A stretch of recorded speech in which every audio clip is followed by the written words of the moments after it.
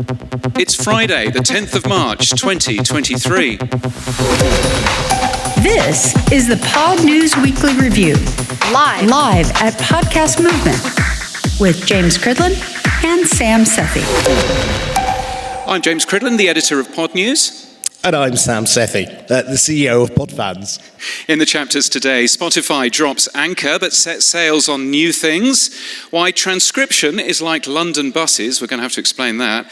And Edison says podcasting is back on track. And I'm Jordan Blair, the podcast producer at Buzzsprout. Excellent, she is. This podcast is sponsored and hosted by Buzzsprout. Last week, more than 4,000 people started a podcast with Buzzsprout. Podcast hosting made easy with powerful tools and remarkable customer support. And now you can turn your listeners into supporters with Buzzsprout subscriptions. Live from the keynote stage at Podcast Movement, this is the Pod News Weekly Review. So, James, let's kick this off then. Spotify. I was trying to get a whole show without talking about Spotify. It's a bit like trying to get a show without Elon Musk. It's nearly impossible. They had Stream on last night over at Los Angeles, and they made a number of announcements. They've dropped the Anchor name, get it, a joke. But they have. It's called Spotify for Podcasters, and it's now going to be available, as usual, only in the USA for now. Come on, guys. There is the rest of the world. But they are going to put podcast subscriptions into 34 other markets. What do you think of this, James? Good idea? Yeah, so they're not doing a Google. They are still available everywhere, but automated ads are only going to be available in the US. What, like our one last week? So yes, like CarMax. We're not going to mention CarMax again. That's all fine. So they've basically talked up the fact that you can make money with the new brand for Anchor, which is Spotify for Podcasters. Podcast subscriptions, which if you remember, they launched a couple of years ago. They actually beat Apple to launching those. They were going to, if you remember, start charging this year. They were going to start charging 5%, but I didn't see any mention of that. So perhaps they've gone back on that. But they've also added Q&As and polls and that sort of thing. I mean, have you? What's your thought about seeing Anchor going away, Jordan? Well, I'm not sad to see it go, but at the same time, I was looking at it and I noticed that they had stated in the Stream On event that the Q&A was enabled on your most recent episode, and they just kicked things off for you. And so I went and looked, and sure enough, they had posted a question on my most recent episode, which was a subscriber-only episode, and it said, "How do you like this episode?" And then you can reply to it, and I don't want that on mine, so I'm gonna have to go and take that off as soon as I am able to. Yeah. Now, Jordan, Buzzsprout has subscriptions as well, though. Yes. How's that gone? Because we haven't really had anyone from Buzzsprout to tell us. It's been really wonderful. There's been a lot of podcasters on Buzzsprout who have enabled listener support, which is very easy to enable. You don't have to have any listeners to turn it on, and you can just have that ready to go as soon as you start your podcast, and listeners can support you right away. And then you also have the option to do premium content, which is distributed to your primary feed, and it has a nice little link that says, "This is a subscriber-only episode. Click here to subscribe." And it makes it really nice because it's kind of like a carrot at the end of the stick for listeners when they go, "Oh, I really want to listen to that." And so I've had a lot of success with it myself, and it's been great. James, the Q&A and the polls, again, I think it's a great idea, but the podcast index namespace doesn't have anything like this at all. No, I think it's interesting seeing that the podcast index namespace has not done any of that sort of thing, and it would be nice, although quite difficult, to get it into lots of other apps. But you can well see that podcasters that want to run Q&As or want to run polls will start talking about you can vote, but only if you're listening on Spotify. So it's quite a clever plan from Spotify's point of view. They've had this for a while on Anchor only, but now if you're hosting with Buzzsprout or other podcast hosts are also available, you can stick that, on there, on there now as well. And I think it's just going to be really interesting seeing how many people use it. But I mean, Jordan, you're right. I don't necessarily want an automatic question saying, how rubbish do you think this podcast was?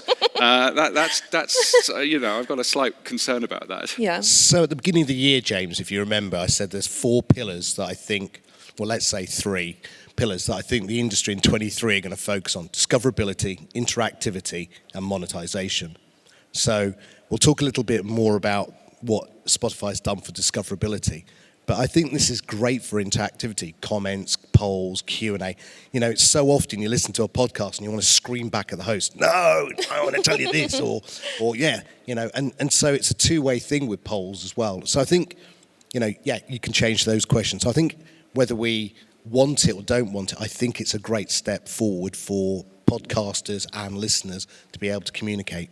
Yeah, absolutely. I think it's going to be really interesting. And obviously, from the podcast namespace point of view, Adam Curry has been very keen in getting cross-app comments up and running. It's not a thing which seemingly is really going yet, but it would be really good if it was. And I think that's the one thing that Joe Rogan misses from when he was posting his shows onto YouTube. Of course, he had tons of comments in the comments there, which he doesn't get currently on Spotify. So perhaps this is a controlled way of getting that sort of feedback for shows like the Joe Rogan Experience and all that sort of thing. So one of the other things they announced yesterday was an expanded video podcast lineup. I won't go into who. I mean, there's several shows. The Riddler, they've announced Distractable and Forbidden Fruits, and you can go and see who's in there. But one stat stood out for me. According to Spotify, there are now over 70,000 video creators on the platform. Wow. I haven't seen 3. Yes. So where's the other 69,000 hiding? Yeah. Have you seen any of these other videos on Spotify? I have not. I'm kind of wondering if they're including the people that were uploading bootlegged movies in that stat. Yeah, and I think my understanding is that you can now do video. You can upload a video separately if you're hosting with somebody else. So I've understood. I'm not entirely clear on that. So I'd like to understand a little bit more about that. But they've announced expanded video podcasting lineup. There's all kinds of new video podcasts coming. They've done some exclusive video partnerships because, of course, they have with a popular YouTuber who's so popular I don't even know how to pronounce him. What is he? Markiplier? I'll take that. Yeah. Brits are so good at international languages, and so let's go move on. Yeah, that'll work. So it's pretty interesting. Spotify you can only publish video podcasts if you're in 5 different countries, as far as I'm aware. The US, Canada, New Zealand, Australia, and the UK. I don't think that that's expanded out, although it may have done by now. Really interesting seeing more video content on Spotify. But they've also done a new UI, haven't they? Yeah, I'm going to try this with my teeth in. TikTokification. Ooh. Yeah, there you go. Got it. They've added a TikTok UI like so many others are doing. But as I go back to one of my pillars, discoverability, and I think this is brilliant. So you can scroll on mobile, you can scroll up, you can scroll down. It's available everywhere. It's not just US only for once. And the good thing about it is when you find something you like, you can preview it, you can follow it, you can subscribe to them. I think follow is their word, not subscribe.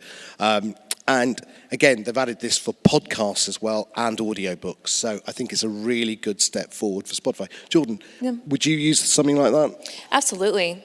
I probably will use something like that. And this is a feature that they had teased a long time ago. And I was very excited for it to come out. So I am very much looking forward to using this. Yes, indeed. If you were listening to this very show a year ago, we actually told you how you could see it in the app. Oh, wow. Right then. But so it doesn't seem to have changed an awful lot, but they did add music and audiobooks into it. The nice thing is that it's got transcripts in there as well. So you can actually scroll through something while you're queuing at the supermarket or whatever without your headphones in and find something to have a listen to on the drive home maybe. Yeah, one of the nice features is if you're listening to a music track and then you're scrolling and you want to stop and listen to that preview, it'll stop the music that you were listening to, let you play the preview, and then go back to the music track. So that's quite cool. I've added a feature request for it already, the Tinderization of it. Both of you being married would not understand this because you've never been on Tinder, but let me try and explain. As you're scrolling up, you flick left or flick right, to add it to your playlist. Which way does which, Sam? I'll let you know later when they add it. But I'm just saying, I think it's a really good UI that they've done. I've seen it, as we all have, for over a year. And I think it's great that they've added it for books and all. And I think we're going to see a lot. Now, another feature they've added is a feature that's already in Apple Podcasts and in several other podcast apps. It's autoplay, the ability to come to the end of your current track and then move on to another one in your playlist. Good feature. Oh, yeah. It's a great feature. Yeah, and I think, so what I'm going to be announcing this afternoon in the Pod News report card, which is I've got a ton of data about what podcast creators think about the big apps and the big platforms and stuff. I've also got some exclusive data. And one of that bits of exclusive data is actually showing how poor Spotify is actually in consumption if you look at episodes consumed per person. It's really, really low on that. My understanding is that this autoplay is a bit different to Apple in that you will get to the end of your favorite, Joe Rogan experience show, and it will then play you additional podcasts that it thinks that you like. So not necessarily additional podcasts that you have subscribed to, but it will just play you additional podcasts that it thinks that you will like. That is one really easy way for Spotify to up the amount of podcasts which are listened to on their service. So my suspicion is that we will see a significant increase in the amount of downloads that appear to come from Spotify, because these are all automated downloads now. And if you fall asleep while you're listening to a show, nobody listens to this show while they're falling asleep, I hope, but if you're falling asleep when you're listening to a show, then it will go and play other things. And who knows, it might play Buzzcast. I hope it does. I hope it doesn't play any other ones. Maybe we're not on Spotify, maybe, so probably not. Maybe Podcast Insider, that's probably acceptable. But yeah, so I think that's going to make a real change to Spotify's stats. And I think, we should brace ourselves to see Spotify all of a sudden really increase in the amount of downloads it's doing. Mm-hmm. The good news is you can turn that feature off, by the way, just in case. They gave us it kindly in their press release. Settings, playback, toggle autoplay, just in case. Now, the other thing they did was they released a thing called the 4 Tips and Tricks for Podcast Creators to Grow and Retain Listeners. And I'm like, okay. So I read through it. It's pretty obvious, good cover art, be consistent, all those good things. But one thing that stood out, followers are now crucial. Someone who follows a show typically listens to 50% more of it than someone who doesn't. And that number is even greater if the listener subscribes to episode notifications. So the final part, though, that was really interesting, as an added bonus, more followers a podcast has, the more impactful is the algorithm for ranking and rating them into the charts. So followers, sadly, is now one thing I guess podcasters are going to be shouting at the end of every podcast. Follow me on Spotify. Yes, indeed. And if you are listening to this show, you should hit that follow button, or even better, the boost button. That's also a good thing. Transcription, there was big news from RSS.com earlier on this week in terms of that, Sam. Yeah, as I said, like London buses, if you've ever been to London, you wait ages and then 3 turn up at once, and then you get on the first one and there's 2 empty ones just following behind. Well, in the same way, transcriptions. We just talked about it in Spotify, and we will be talking about a couple of other companies who have announced transcriptions. But the RSS one is brilliant. They've announced that you can now get free automatic transcriptions that will appear in your episode. This is something they built in-house, and it took a year to do. Transcriptions, good or bad for you? I think transcriptions are great. Do you read them, though? It's great that they're there, but do you read them? I don't read them. I have found that they're very useful, especially in Apple Podcast search, because Apple Podcasts will go through the transcriptions to search key phrases and stuff like that. Right. So I use them quite a bit in that context. Yeah, I think, transcripts are a really important thing. I've been banging the drum for transcripts for some time as well, making sure that they are in control of the creator. That's the important thing in terms of transcripts. And one of the nice things about the RSS integration is that it comes back to you once it's produced a transcript and allows you to edit it and to smarten it up before it then goes on. So it's a really nice bit of UX there. There's other transcript stuff. As we record this, literally outside is Hindenburg, the audio editor that we use for much of this show. And Hindenburg Pro 2 Beta has just added a bunch of additional languages to its transcript language. So Mandarin, Swedish, Norwegian, and Italian. Prego. So that's a really good thing. And I think it's good to see transcripts not just in English, but in other languages as well. You've got very excited about transcripts recently, haven't you, Sam? I have. I was listening to a really good show with Matt Deegan, friend of the show, the Media Podcast, and they were talking at the future of audio in Europe, and I was listening to it, and there was a section in it that jumped out for me. John Spurlock had mentioned that transcripts, once we get them, will be a bedrock for future applications. And in this podcast, they started to talk about how Acast and Amazon and several have been auto-transcribing podcasts for a little while now. And on the back of that, they're going to start to put conversational targeted advertising. And when that first came out, James, I remember sort of going, oh, God, what's this? And didn't get it. And then suddenly I got it. Because Apple is so restricted in its categories, a basketball podcast could be talking about cars. And now that's very tangential. But what it means is that 5-minute segment can be transcribed, and then the ad buyer can suddenly go, hey, I just want to cover a vast swathe of people this week talking about cars, and suddenly that basketball podcast gets included because the transcript allows them to see the context of the podcast. And that's why I think this is one of those types of services that we can build on, and that's going to expose it. So you're no longer worrying about, is it Jordan listening or is it James listening? That personalization which GDPR is going, you can't have. We're now going back to the content and the context. I think it's really big. Yeah, I think so too. Hey, there was good news earlier on this week from our friends at Edison Research, wasn't there? There was. Podcasting is back, but did it really go away is my thing. Tom Webster, who used to be at Edison, who's now at Sounds Profitable, I remember on the stage at LA saying that, after COVID, listening in podcasting had gone down and the room took a deep inhale as everyone went, oh, really? Well, Edison's announced it's back, James, so a bit more detail. What did they actually announce? Yeah, I mean, they announced great increases, nice increases in podcast listening on a monthly basis. This is US data, of course, on a monthly basis, on a weekly basis, and so on and so forth. Now, 120 million Americans are listening to podcasts at least once a month, which is really good. So, yeah, I was chatting with Megan last night over some aggressively New York Italian meal, and hey, what are you doing? Do you want the ravioli? James, don't do impersonations when you're in America.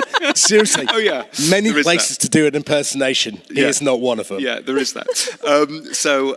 But she was really excited about being able to announce, the news that, podcast consumption has, increased again, and I think it was just. Do you think it was just a dip last year, Jordan, because of the effects of the pandemic, coming out of the pandemic? Perhaps, yeah. People might have gotten out of the habit, and then, as more people have grown to learn what podcasting is, then obviously it's going to grow in that sense, as opposed to just the people who had all the time in the world to consume podcasts. Yeah, so you'll find all of the details on that in the Pod News newsletter, and there's a useful and helpful infographic. I say useful and helpful because I didn't do it, they did, and that's available for you. It's a really good tool to stick into your slide deck, and in fact, Megan was also sharing this morning additional numbers and things and how to actually explain to potential advertisers and to other people what these numbers actually mean. So you'll find more, I'm sure, on the Edison Research blog.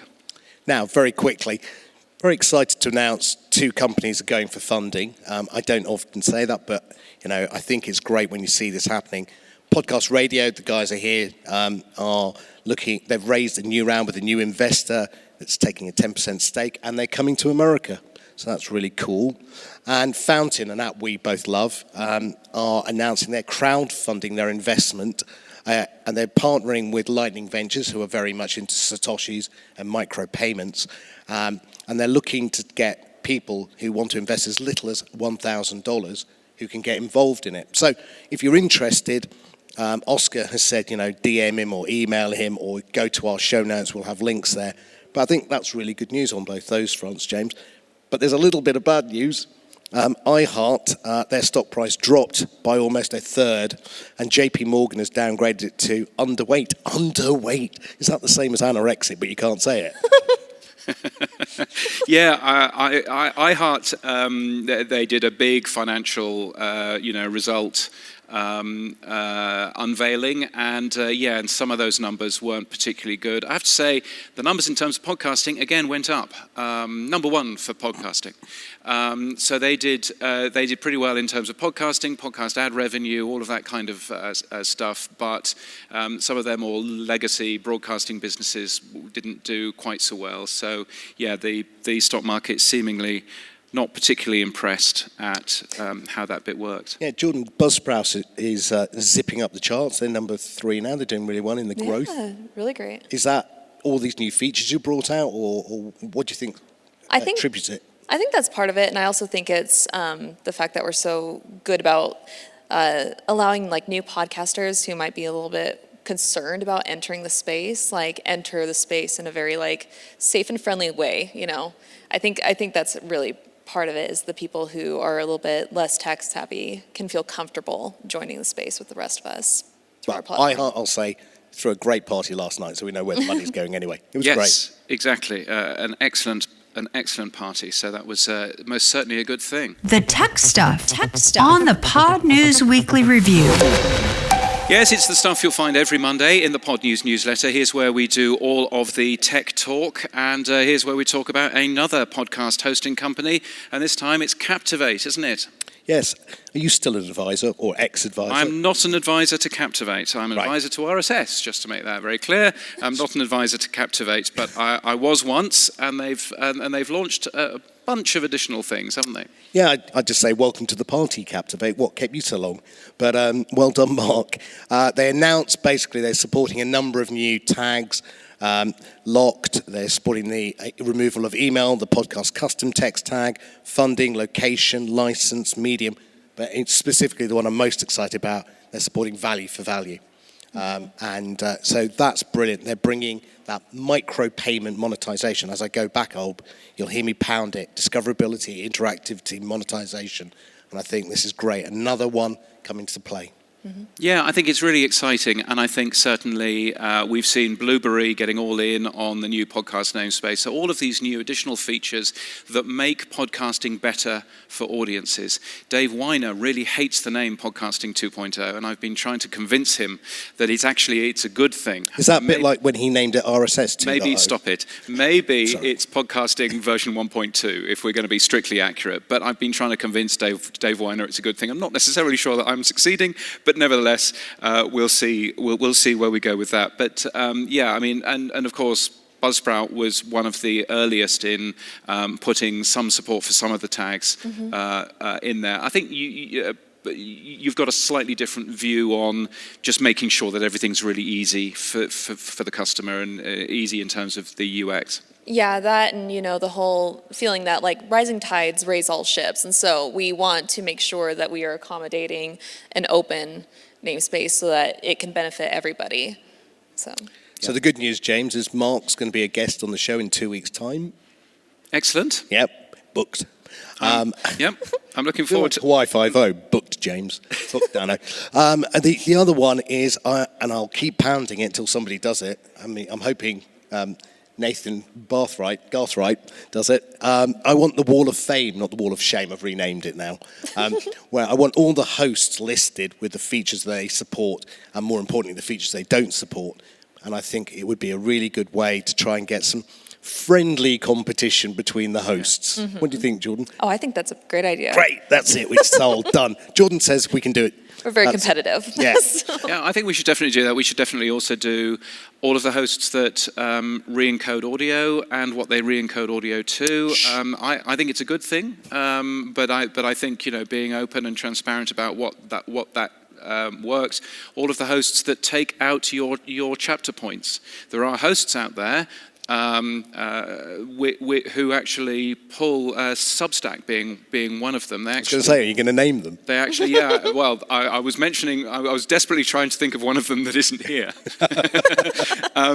And they actually pull the chapter points out and chapter images out of the audio file as you upload. So, and there are good reasons to do that for certain podcast hosts, but I think it's just making sure that everybody's aware of that kind of stuff that goes on. So yeah, that will be a really interesting, your wall of fame. What I think the podcasting wall of fame, that sounds like a plan, I think is a good thing. Now, Adam Curry has been banging on about the fact that he hates anyone who speeds up the playback of their podcast. He thinks it fries your brain. He thinks that you end up talking to your partner really rudely, going, hurry up and talk, because you're not talking at 4x or 3x. Well, Podcast Guru have taken it to an extreme, and they've now done a 4x interface, so you can speed it up. I don't know what I would sound like at 4x, but it wouldn't be good. It's not good at 1x, well, so what's 4x? As somebody who lives in Queensland, I know what I would sound like on 4x, but I think I'm talking about beer rather than speed. Thank you to the two people in the audience that understood that joke. There is also another service out there which is called Podfast, which is interesting. It produces audio summaries of podcasts.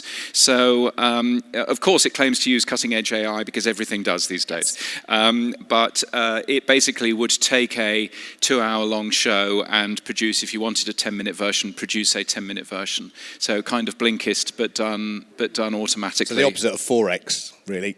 Yeah. Basically took it, shrunk it. Yes, that's basically it. Now, if you're aware, and if you listen to this show regularly, we talk about new tags that have been announced, and Todd Cochran calls them new features, which I think is a nice way of talking about it.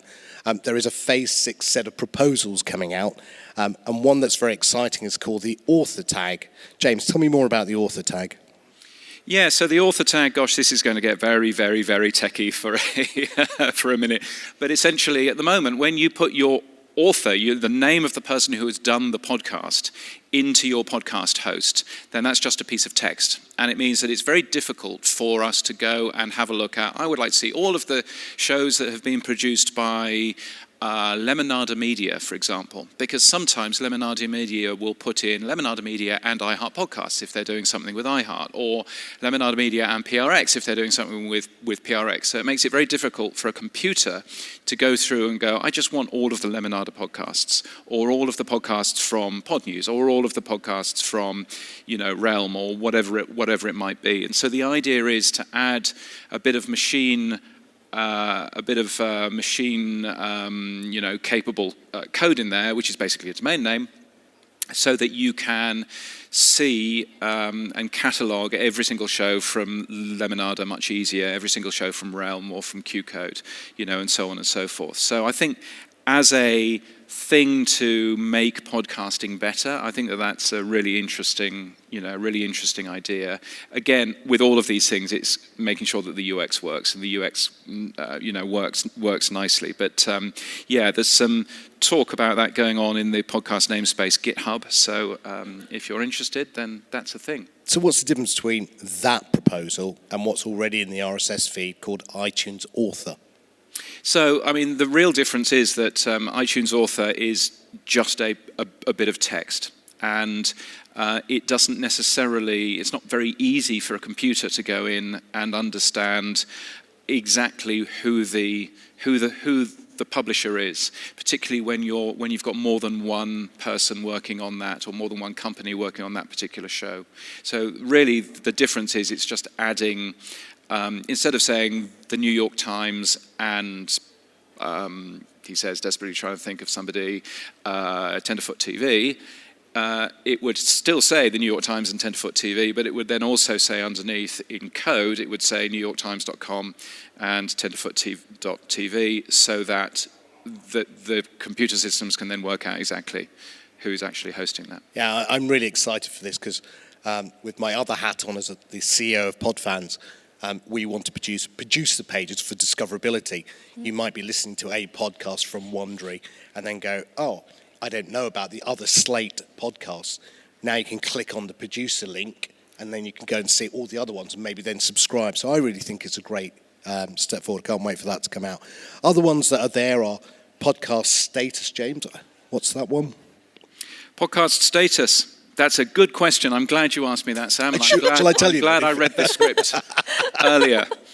So what's podcast status, Sam? It's basically if you're in a hiatus or you've stopped or you're completed or whatever. So it's an ability to say to the app, stop pulling this podcast. Oh, interesting. Again, or this podcast is coming back in season 2, but it's going to come back later. So it's a way of putting, again, in code, the ability to have you as the host say, hey, stop, I've finished this show altogether, it's never coming back, or I'm going to come back in 3 weeks, or I'm going to be coming out and doing something else. So it's your status, like a bit like your out of office status in email. Would the platforms then be able to relay that information to the listener? Yeah. Too? Cool. Yeah. That'd be great.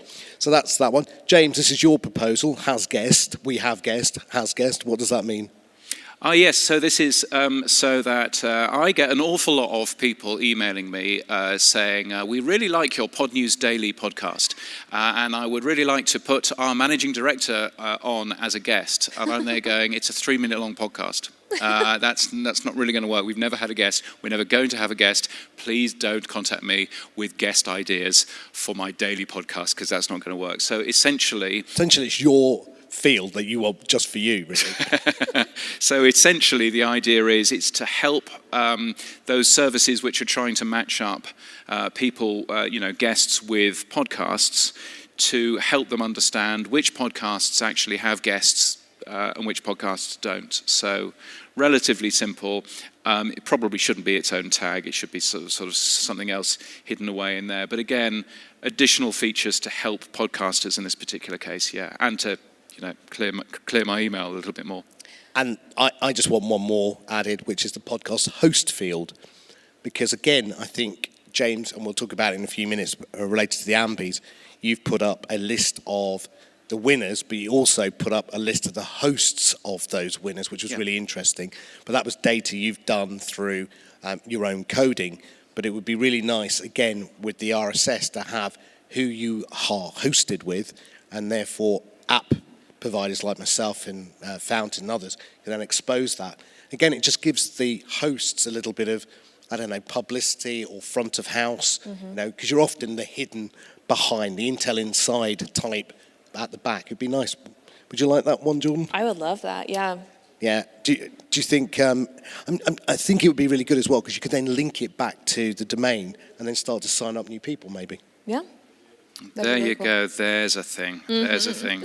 Now, in People News, Julie Adam has been named Executive Vice President and General Manager for Universal Music Canada. Why am I telling you this? Well, she worked for Rogers, which is a big Canadian broadcaster, for many years.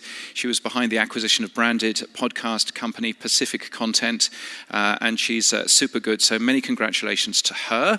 If you're looking for a job, Pod News has podcasting jobs across the industry and across the world, and they're free to post. Just takes 2 minutes. podnews.net/jobs.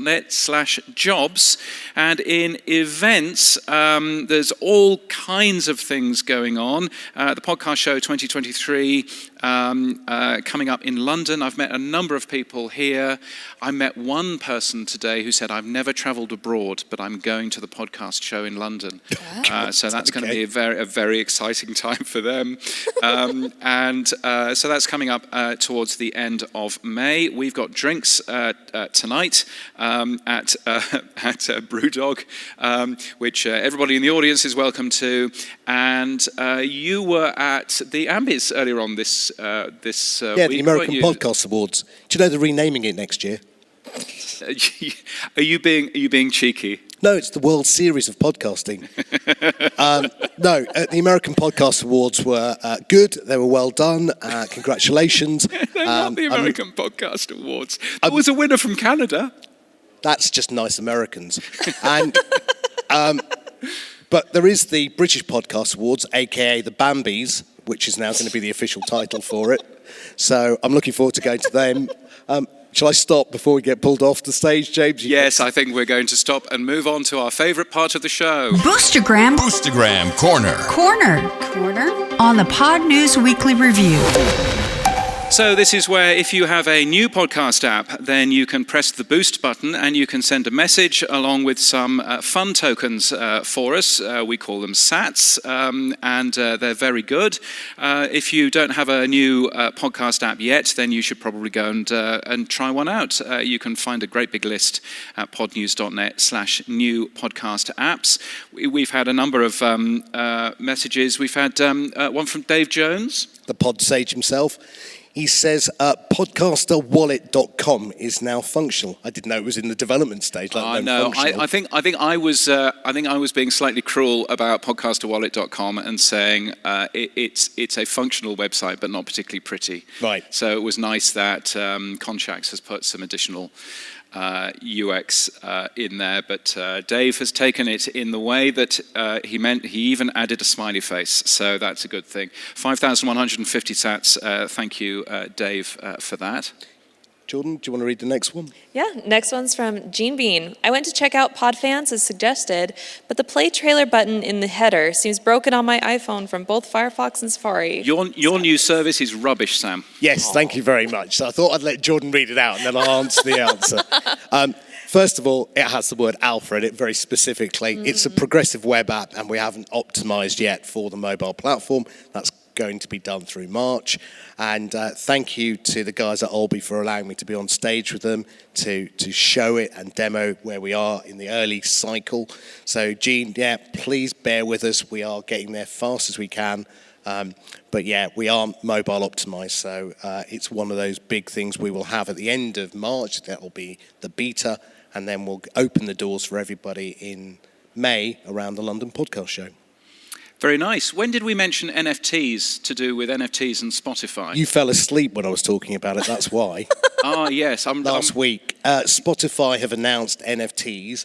Oh, so yes, that's right. You can get your Snoop Doggy Dogg NFT album. That was what we were talking about. No, it was the Kylie Minogue album you wanted, wasn't it?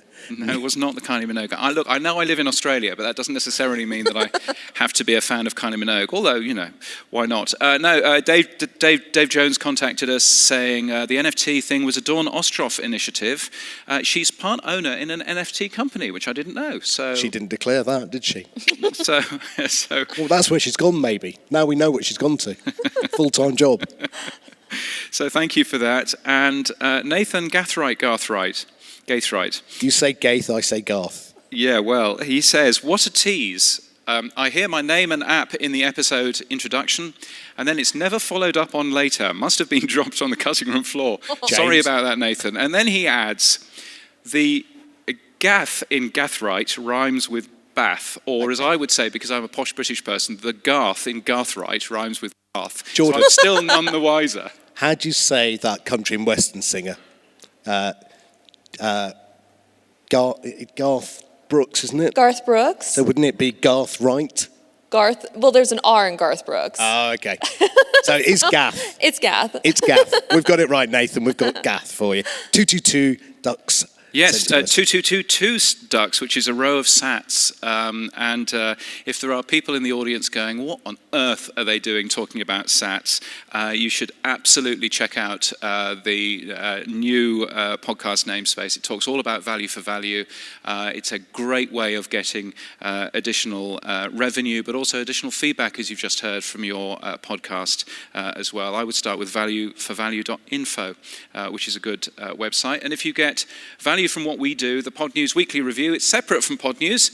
Sam and I share everything from it, and we really appreciate your support so we can continue making the show. And more importantly, we can actually buy some people drinks tonight at Brewdog.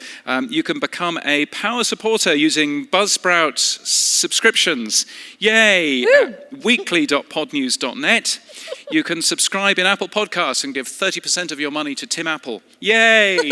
At apple.co/podnews, or support us with sats by hitting the boost button in your podcast app. And if you don't have one, podnews.net/new podcast apps will work. So what's happening for you this week, Sam? I mean, you're in Las Vegas, obviously. I'm in Las Vegas, woohoo.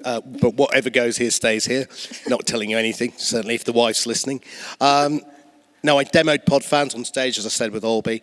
It's great to get people using it because it's like, no, hit that. No, why aren't you? That button there. So lots of good UI feedback that I've picked up. So that's been great. And next week, James, as soon as I get back from here, my wife's not happy. As soon as I get back from here, I'm just picking up a ski bag kit and going with the boys to Kitzbühel skiing for a week. So, yeah, not a happy girl. Very nice. So you're going skiing, so that means I'll need a co-host for next week then. Yeah, I've heard the pod sage is ready. He's going to jump in for you. He's ready to do it. No, not him. Who are you getting? It's not him. We've got the excellent Courtney Kosak, who will be co-hosting the show next week. So very much looking forward to that. What's next on your agenda, Jordan? Are you based in Florida or? No, I'm just going to go home and take care of my kids for a little bit. Relax, take a breather.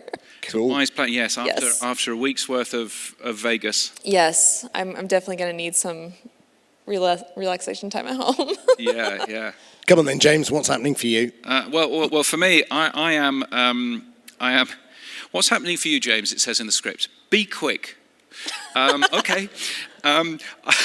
I am, so I'm flying back all the way to Australia. It's only 25 hours in a plane. That's fine, in economy.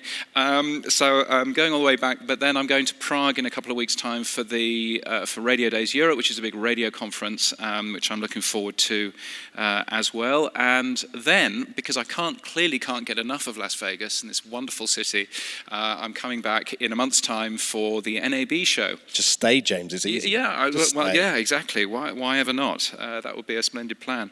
But yes, so I'm looking forward to coming back again. I'm not looking forward to coming back again, but I have to come back again. So that should be good. And that's it for this week. You can give us feedback using email to weekly@podnews.net or send us a Boostgram. If your podcast app doesn't support Boosts, then grab a new app at podnews.net/new podcast apps. Our music is from Studio Dragonfly. Our voiceover is Sheila D. Audio mixing this week by the excellent Podcast Movement team, and we're hosted and sponsored by Buzzsprout. Podcast hosting made easy. Get updated every day. Subscribe to our newsletter at podnews.net. Tell your friends and grow the show. And support us. The Pod News Weekly Review will return next week. Keep listening. Hooray! Done. Thanks. Everything all worked.